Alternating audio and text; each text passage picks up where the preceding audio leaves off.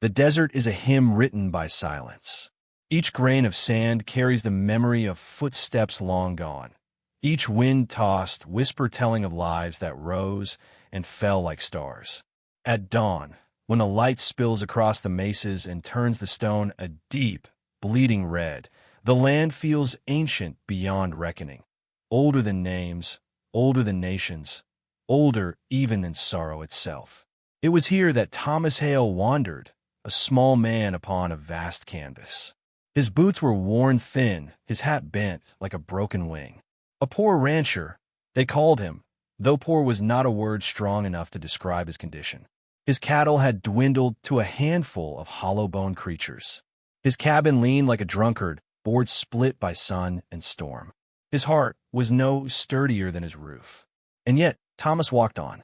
For when a man has lost nearly everything, he walks because stopping means to admit defeat, and Thomas Hale had not yet learned how to surrender. The land stretched endless before him, scrub brush, dry riverbeds, thorny mesquite. The sky seemed not a ceiling, but an ocean turned upside down, vast enough to drown him in its blue. A hawk circled high, its shadow skating across his shoulders as if to remind him he was prey, not predator. He was following cattle tracks that morning, faint impressions in the sand leading him farther from his boundary than he had ever strayed.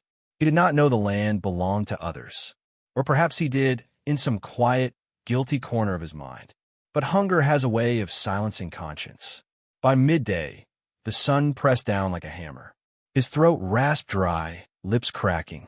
He found his stray calf at last near a narrow arroyo, its ribs showing through hide, chewing on a stubborn weed as though it were a feast. Relief swelled in him like a cool drink. But relief was short-lived. The ground shifted behind him. A shadow lengthened across his back, and a voice, low and commanding, broke the silence. Not English, a tongue he recognized but did not speak. Thomas turned, slowly, as though the air itself warned him not to move too quick. And there they were, the two sisters. He had heard stories in town, murmurs carried by men who pretended bravery after whiskey loosened their tongues. They spoke of giant women, Apache-born, taller than most men, stronger than horses, feared even among their own. The kind of stories that felt like fables spun to frighten children or boast of narrow escapes. But Thomas saw the truth with his own eyes, and the truth was larger than any tale. The first stood like a mountain come to life, Ayoka. Her shoulders were broad, arms corded with strength that could fell a tree, her gaze sharp as an eagle's. Her hair, black as a raven's wing, hung loose down her back, and the sun caught the copper of her skin so that she seemed carved of the very cliffs. Beside her was Nalin, quieter in stance, but no less imposing. Her frame was long and lithe, her presence a river compared to her sister's stone. There was something in her silence that spoke deeper than words. Eyes dark, steady, unflinching. Thomas's knees weakened. He was a child again, staring at figures who seemed drawn from the marrow of the earth. They did not speak to each other, not at first. Only watched him, as one might study an animal caught where it did not belong. Thomas tried to shape words, to explain himself, but his tongue stuck like dry leather to the roof of his mouth. Ayoka moved first. In 2 strides, she was upon him. Her hand, broad, calloused, steady, seized his arm. It was not cruel, but it was absolute, the way thunder is absolute. Thomas staggered, but did not resist. He knew better. Nalin stepped forward, laid a hand on the rope tied to her belt. Ayoka nodded once. Within moments, Thomas's wrists were bound. He was no longer a wanderer chasing cattle. He was a trespasser under judgment. The sisters spoke briefly between themselves. Their language was music rough with power, rising and falling like drums in the distance. Thomas caught none of it, yet he felt the meaning. One saw him as guilty already. The other, perhaps not yet decided. They led him away from his calf, away from the faint hope of returning home. Each step pressed deeper into Apache land, where the stones seemed to watch and the wind carried voices of the past. Thomas walked with his head bent, but his eyes wandered to the women beside him. He thought of their strength, how it dwarfed his own. In town, he had been overlooked, dismissed as too soft, too unlucky, too broken to matter. Out here, bound between these two sisters, he felt even smaller, and yet, strangely, he felt seen. Not pitted, not mocked, not ignored. Seen. The hours stretched long. By the time the sun slid toward the horizon, staining the mesas crimson, they reached the edge of settlement. Smoke curled from fires, children's laughter mingled with the sharp bark of dogs, and the smell of roasting meat drifted on the cooling air. Thomas's heart thudded. He was being delivered, not to safety, but to judgment. As the people turned to look at him, stranger, trespasser, poor rancher caught in the wrong place, the sisters flanked him like guardians of fate. Ayoka's grip on his arm was still firm, but it was not without dignity. She carried him forward as one presents evidence, not prey. Nalin walked silent, her gaze never leaving his face, as though searching for a truth hidden beneath his weathered skin. And Thomas, though terrified, felt the stirring of something unfamiliar. A strange calm. For the first time in many years, his story was not lost in the dust. It was about to be heard. The fire of counsel awaited.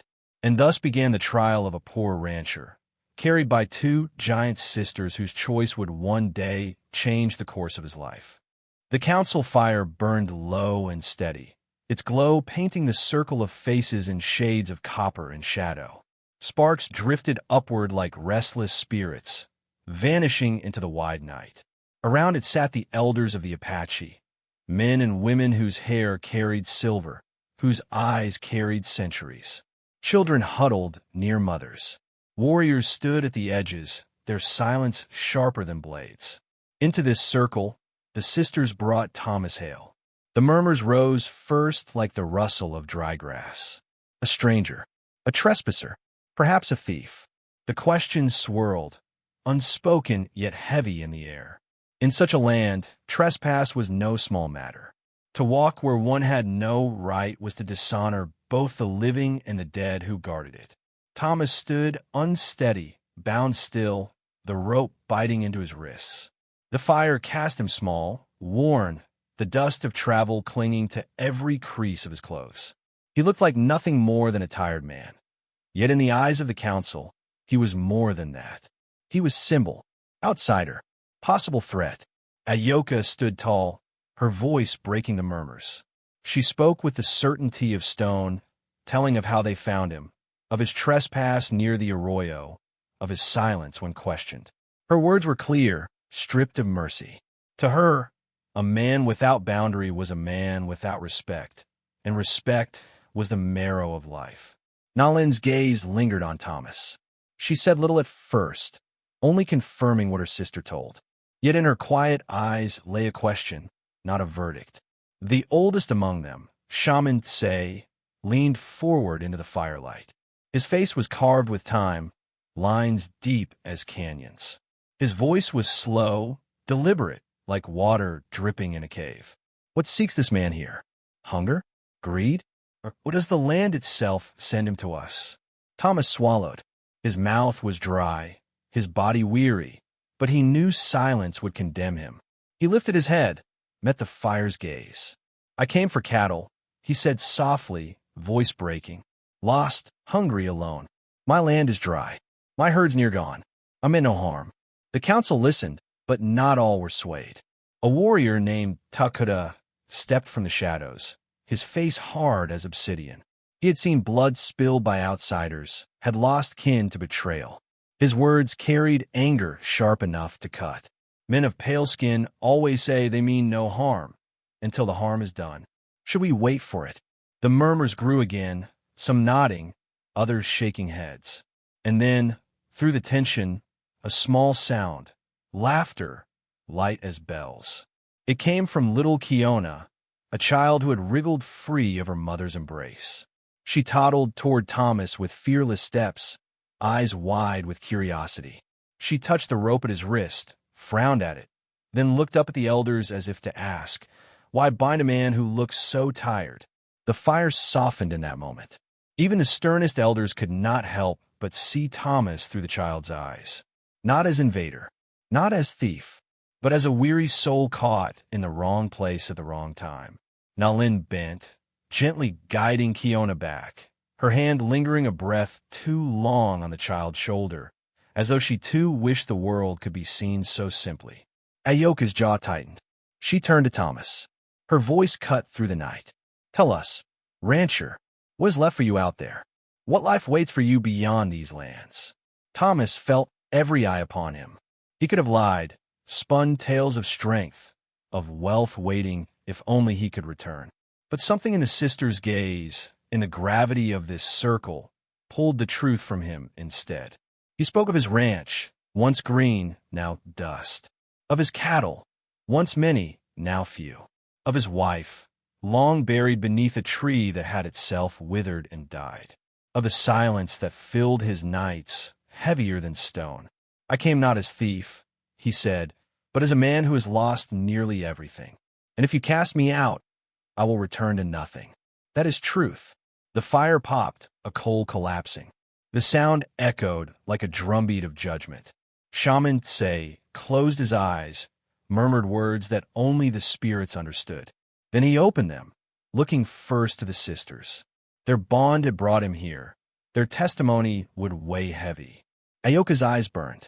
To her, weakness was dangerous. A man broken by life could be desperate, and desperation was a blade sharper than steel. She leaned on her anger, her memory of men who had taken, lied, vanished into the horizon, leaving scars behind. But Nalin's silence spoke louder. She saw not a blade in Thomas, but a candle, flickering, fragile, yet capable of light if sheltered. The council could not decide. Voices clashed, some calling for punishment, others for mercy. The fire burned low, as though waiting for dawn to deliver its answer. In the end, Say raised his hand. The judgment would not fall that night. The man will remain, watched by the sisters. Let time reveal what his heart holds. So Thomas Hale was not freed, but neither was he condemned. He was given to the care of the sisters. Ayoka, stern as granite, Nalin, soft as dusk. Between them, his fate would be tested, not with words, but with days. And as the fires sank into embers, Thomas felt the weight of both dread and strange hope. For in this land, among these people for the first time in years, his story was not ended. It had only begun. The days that followed moved like water over stone, slow, patient, shaping everything in silence. Thomas Hale did not run. He could have. The night sky was vast, the desert unguarded beyond the fires. But something rooted him there among the Apache people. Perhaps it was the watchful eyes of the sisters, or the weight of judgment yet to come. Perhaps it was something deeper, something that whispered to him that leaving would be his second death, and he had already died enough. So he stayed. At first, the people watched him with suspicion. Children pointed, mothers hushed them back, warriors kept their hands close to their knives. But Thomas did not meet their suspicion with pride. He bent his head, carried water for those too old to fetch it. He mended what tools he could with the skill of a rancher's hands. He fetched wood without being asked, and, slowly, suspicion became curiosity. A boy followed him one morning, silent as a shadow, watching Thomas fix a broken fence post. When Thomas finished, the boy touched the smooth wood, nodded once, and ran off. That evening, the boy's father came to stand near Thomas at the fire, not close, but not distant either. The sisters watched everything. Ayoka, the elder, carried her sternness like armor. She measured Thomas each day with her hawk-like eyes, as if waiting for the mask to slip, for the weakness of deceit to show itself. She spoke little to him, her silence heavier than scorn. Yet he noticed she never let him stray far without her gaze. It was as though she expected him to fail, but would not let him fail unseen. Nalin was different. Her silence was not stone, but river. She moved like dusk, soft where her sister was sharp. Thomas would catch her watching him at times, not with suspicion, but with a question she never voiced. It was Nalin who lingered one evening when Thomas sat by the river. The water caught the moonlight, silver threads unraveling across its surface. He sat with his hat in his hands, head bowed, as though confessing to the night. She came and sat a short distance away, her presence quiet, unannounced. For a long time, neither spoke. The crickets filled the air, the river sang low, the stars blinked their patient truths. Finally, Thomas's voice broke the silence. I used to sit by water like this, back home. My wife would sing, softly, said it made the cattle calmer. He paused, the memory heavy. She's gone now, been gone near 10 years. Nalin did not answer with words. She only lowered her eyes to the water, letting his grief echo in her own silence. It was not pity. It was something gentler, the kind of listening that honors pain without trying to mend it. Thomas felt something shift. In town, no one had cared for his grief. To speak of it had always brought awkwardness, impatience. Here, with this silent woman, he felt seen. Another day, he told stories to the children, simple ranch tales of stubborn mules and storm survived. His words carried no grandeur, but the children laughed, and laughter drew more people near. Even Ayoka stood at the edge, arms crossed, pretending disinterest while her eyes softened for the briefest of moments. Still, not all hearts turned. Takoda, the warrior who had spoken against him, carried his mistrust like a weapon. He watched Thomas with narrowed eyes, muttering to those around him that outsiders never change. Each kindness Thomas showed, Takoda called performance. Each mistake, proof.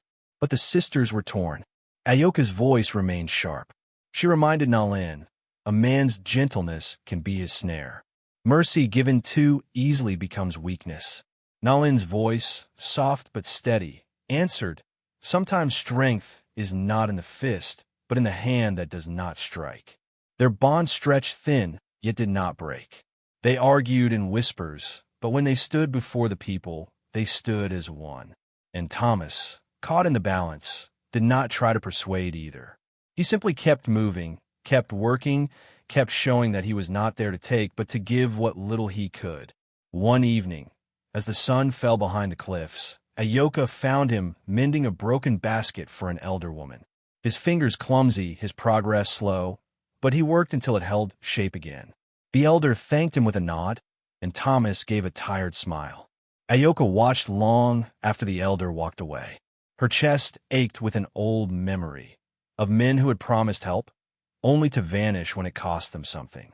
But here was this poor rancher, offering what little skill he had without promise of reward. She turned away quickly, as if to deny the feelings stirring in her. That night, the council gathered once more, though no judgment was called.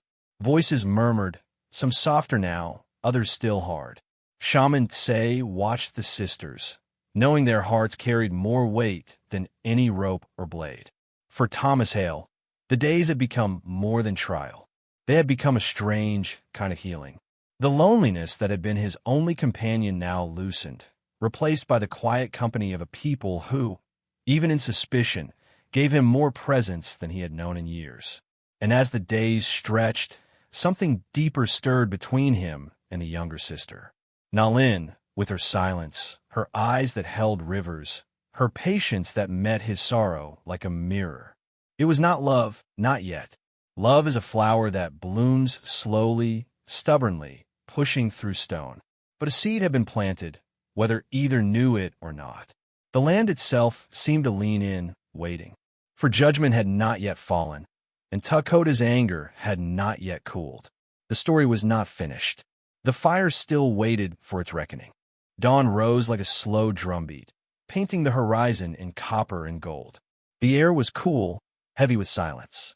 The council fire had been stoked again, its smoke rising thin into the waking sky. Around it gathered the tribe, faces solemn, children hushed, warriors standing tall. This was the day of judgment. Thomas Hale stood within the circle once more, unbound now. His wrists bore the faint rope marks, but his eyes carried something stronger than fear, a weary honesty, a kind of quiet readiness. He knew whatever choice was made today would shape the rest of his life. The sisters flanked him as they had the first night, yet the air between them had changed. Ayoka still towered, unbending, her gaze sharp as a blade. Nalin stood calm, her silence steady as flowing water. Two women, two forces of nature, one fierce, one gentle. And between them, a man who had no wealth, no cattle, no strength but that of his own truth. Shaman Tse lifted his hand, and the circle hushed. His voice, low and measured, rolled like thunder at a distance. This man has walked among us.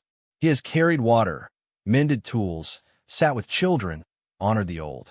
Some see this as humility, others as disguise. Today we must decide. Takoda stepped forward, anger burning in his voice. He is weakness, nothing more. He bows because he fears. He works because he is desperate. Let him go, and he will bring others. Men like him are storms. They arrive soft, then destroy. The murmurs rose, heavy with unease. Thomas did not speak at once. He looked at the ground, then at the faces around him, suspicion, hope, doubt. Finally, he raised his head. His voice was steady, though quiet, carrying in the stillness. I cannot promise greatness. I cannot promise wealth or strength. What I can promise is the truth. I came here with nothing, and I remain with nothing, except what I can give, my work, my hands, my respect. If you turn me away, I will return to dust. If you let me stay, I will serve. Not because I am strong, but because I know what it is to lose everything. And a man who has lost all learns to hold sacred whatever remains. His words hung in the air, fragile as a thread, yet glowing with sincerity. The people turned then to the sisters. For though the council weighed many voices, it was the sisters who had found him, who had carried him here. Their word would be heavier than any. Ayoka stepped forward first. Her silence was long. So long the fire itself seemed to lean toward her. Her eyes swept the people, then rested on Thomas. Her voice was firm, steady, yet tinged with something new, something softer than stone. I believe this man weak. I believe his kind dangerous. Perhaps I was not wrong, but I have watched him. He does not seek to take, only to give. He does not wear pride, only humility. And in humility, I have seen a strength rarer than muscle or iron. She turned slightly, her gaze catching her sister's. If a man is judged only by what he owns, this one is nothing. But if he is judged by the spirit in his hands, then perhaps he is more than we thought. A hush fell. Then Nalin spoke, her voice soft but unwavering, like a river that carves stone by patience alone. I see no enemy here. I see a man who has known sorrow, and still he chooses kindness. That is courage. I say he should not only be spared, but welcomed, not as outsider, as kin. The circle stirred, surprise and wonder rippling through it. To be spared was one thing. To be welcomed was another. Takoda's face twisted in anger, but even he felt the shift. The people were moved. The sisters, once divided, now spoke as one. Their bond gave weight to mercy. Shaman Tse raised his hands. His words fell like the last stones into place. So it shall be. This man is no longer judged. He is chosen. From this day, he may walk among us not as trespasser, but as brother. The fire crackled, a burst of sparks leaping skyward, as though the spirits themselves approved. Thomas's chest ached. His eyes stung with tears he had long held back. He bowed his head, not in shame, but in gratitude deeper than words. The people came closer, some hesitant, some offering nods, others the smallest of smiles. Children laughed again, the circle's heaviness lifting into morning light. And the sisters, Ayoka placed a hand on his shoulder, strong, grounding, protective as a mountain. Nalin stood beside him, her quiet smile like the first bloom after drought. Thomas Hale, the poor rancher who had lost nearly everything, found in that moment a home larger than any land deed could hold. And so, dear traveler by this fire, the tale of Thomas and the two giant sisters became more than a story of judgment. It became a whisper of truth across the desert winds, that strength is not always loud, nor wealth always gold. Sometimes strength is a man carrying water though his back is bent. Sometimes wealth is mercy given when the world expects none.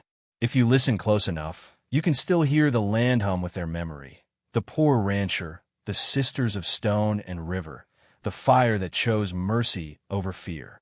And may it remind you, too, that even when you feel small, even when the world has stripped you bare, your humility, your kindness, your quiet courage can change everything. If this tale warmed you, leave your mark, friend. Like, comment, share this story beneath the stars. And tell me, from where you watching this firelight tonight? The Wild West is vast, but our stories make it small, binding us together like sparks rising from the same flame.